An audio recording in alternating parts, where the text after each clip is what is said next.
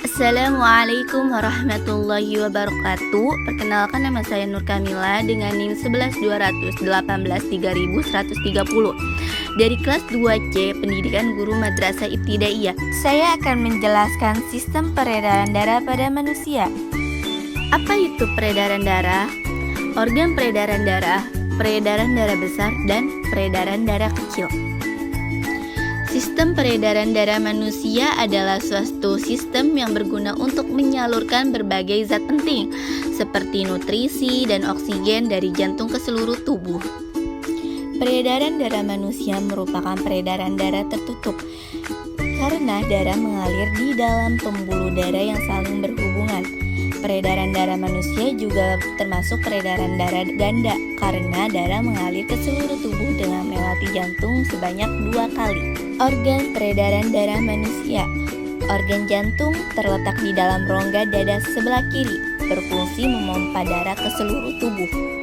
Jantung manusia terdiri atas 4 ruang, yaitu serambi kanan dan serambi kiri, bilik kanan dan bilik kiri. Antara serambi dan bilik dipisahkan oleh katup.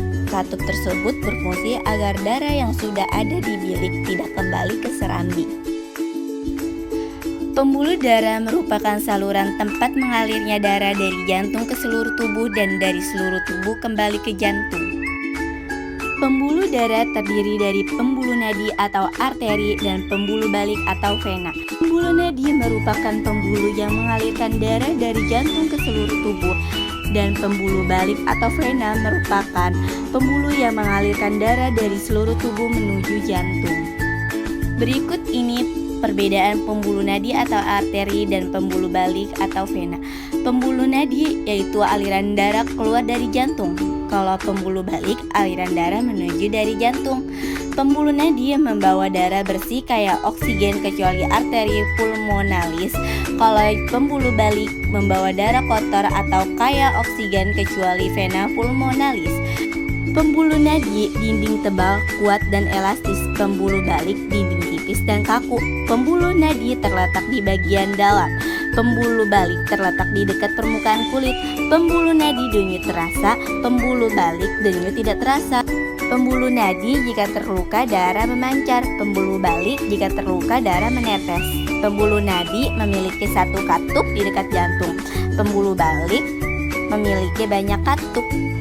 Pembuluh nadi yang paling besar disebut aorta. Pembuluh nadi dan pembuluh balik bercabang-cabang. Ujung cabang pembuluh terkecil disebut pembuluh kapiler. Pada pembuluh kapiler inilah terjadi pertukaran oksigen dan karbon dioksida. Tahukah kalian bahwa panjang seluruh pembuluh darah manusia jika dihubungkan dari satu ujung ke ujung yang lain dapat mencapai sekitar 160.000 km? Serambi kanan berfungsi menerima darah kotor dari seluruh tubuh. Serambi kiri menerima darah bersih dari paru-paru. Bilik kanan memompa darah kotor dari jantung menuju paru-paru. Bilik kiri berfungsi memompa darah bersih ke seluruh tubuh. Vena pulmonalis mengalirkan darah yang kaya oksigen dari paru-paru menuju jantung. Arteri pulmonalis membawa darah yang banyak mengandung karbon dioksida ke paru-paru. Paru-paru berfungsi sebagai penyuplai oksigen ke dalam darah. Peredaran darah besar adalah peredaran darah yang berasal dari jantung menuju seluruh tubuh dan kembali lagi ke jantung. Berikut ini urutan peredaran darah besar pada manusia. Bilik kiri mengandung darah yang kaya akan oksigen, memompa darah ke seluruh tubuh melewati pembuluh aorta, kemudian melewati pembuluh arteri menuju tubuh bagian bawah dan tubuh bagian atas.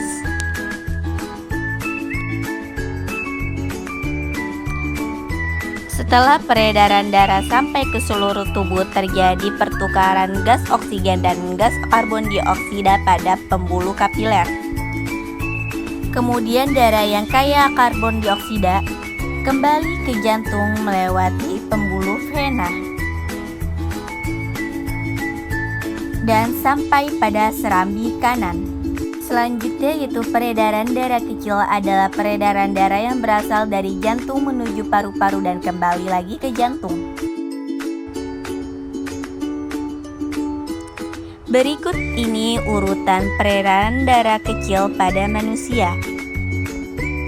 Bilik kanan mengandung darah yang kaya akan karbon dioksida.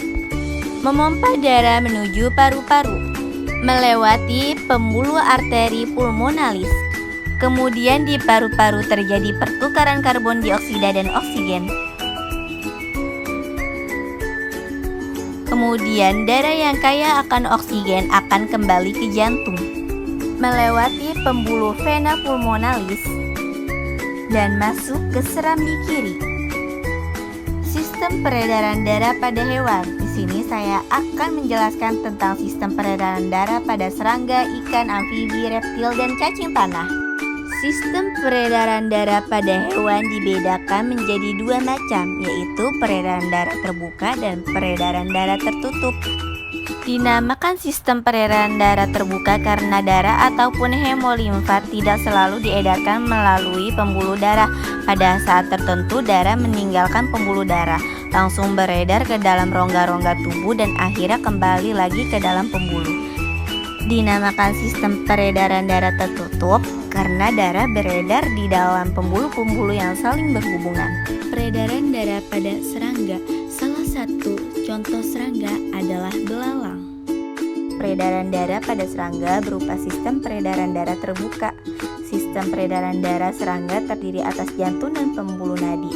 Darah dan cairan tubuh pada serangga disebut hemolimfa.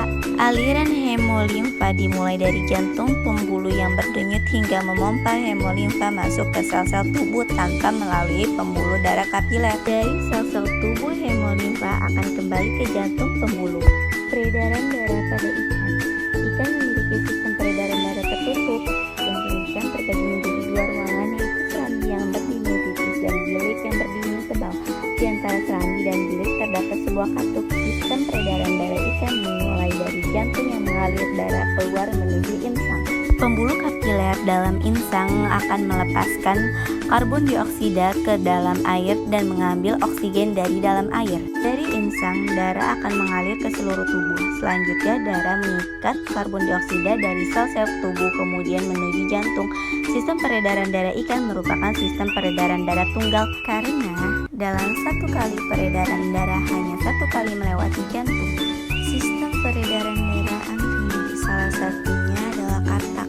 Peredaran darah pada katak berupa sistem peredaran darah tertutup. Jantung katak terdiri dari dua ruangan serambi yang berdinding tipis dan satu ruangan bilik yang berdinding tebal. Sistem peredaran darah dimulai dari masuknya darah yang mengandung banyak oksigen dari paru-paru ke serambi kiri. Dari serambi kiri, darah masuk ke bilik sehingga terjadi percampuran darah yang mengandung oksigen dan karbon dioksida. Sistem peredaran darah dimulai dari masuknya darah yang mengandung banyak oksigen dari paru-paru ke serambi kiri.